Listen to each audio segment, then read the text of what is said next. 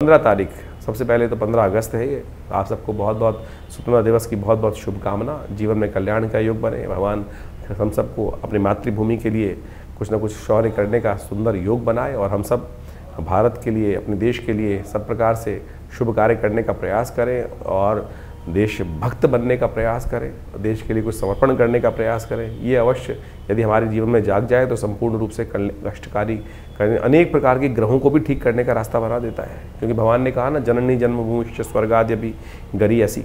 इस बात का हमें ध्यान रखना चाहिए कि जननी जन्मभूमि की सेवा करना बड़ा सौभाग्य का विषय है और इसको अवश्य हमें जीवन में कुछ कर्तव्य करते हुए करने का प्रयास करना चाहिए। ग्रहों के दृष्टिकोण से ओवरऑल आपके लिए ग्रह जो है वो कई मामलों में पॉजिटिव होते दिखाई दे रहे हैं। भाग्य में बैठे हुए शुक्र बृहस्पति आपस में कहीं ना कहीं भाग्य के साथ द्वंद्वात्मक स्थिति उत्पन्न करते हैं, लेकिन ओवरऑल खराब नहीं करते स्थिति। विचारों में कहीं ना कहीं मतभेद हो सकता है, हमें रास्ते चुनने में मतभेद हो सकता है, लेकिन भाग्य से बहुत सारे मामलों में सही सपोर्ट मिलने के योग, आपको सही समय पर सही समझ जागने का रास्ता अवश्य देते दिखाई दे रहे हैं ये ग्रह। गरीबों की सेवा करें, गौ सेवा करें, इस दिन ग्रह योग यही दिखा रहे हैं, तो अवश्य करेंगे तो आपके लिए कल्याणकारी योग बनता दिखाई देगा। इसको अवश्य करने का प्रयास करना चाहिए। संतान के जीवन में यदि कोई कष्ट चल रहा हो तो इस दिन पुत्र व्रत करने का शास्त्र में नियम है। सप्तमी जो होती है भाद्रपद मास की पुत्र सप्तमी कही जाती है, तो इस दिन अवश्य हमें क्या करना चाहिए, तो भगवती दुर्गा की उपासना करते हुए कुछ ना कुछ ये काम करना चाहिए। संतान के जीवन में यदि आगे बढ़ाने का योग बनाना चाहते हैं तो अवश्य इस दिन व्रत रखें, भगवती का मंत्र जप करें।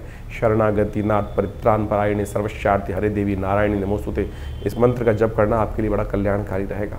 वहीं 16 तारीख की हम बात करें तो अद्भुत दिवस है। उस दिन विशेष तौर पर समझें जन्माष्टमी का योग बन रहा है, शनिवार है, अष्टमी तिथि विद्यमान है और ग्रह आपकी राशि के दृष्टिकोण से देखा जाए तो परिवर्तन का योग बनाएंगे।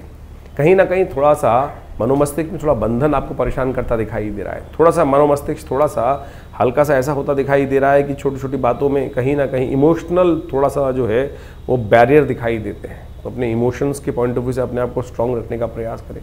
कई बार लोग छोटी छोटी बातें मन को अंदर तक छू जाती हैं, आघात कर देती हैं, ऐसे योग बन सकते हैं। कृष्ण की उपासना करें, कृष्ण जन्माष्टमी है। अभी हम बताएंगे आपको, पहले सबसे पहले कृष्ण जन्माष्टमी का महत्व समझें और उसके बाद हम उपाय भी बताने वाले हैं जो अवश्य इस दिन करने चाहिए।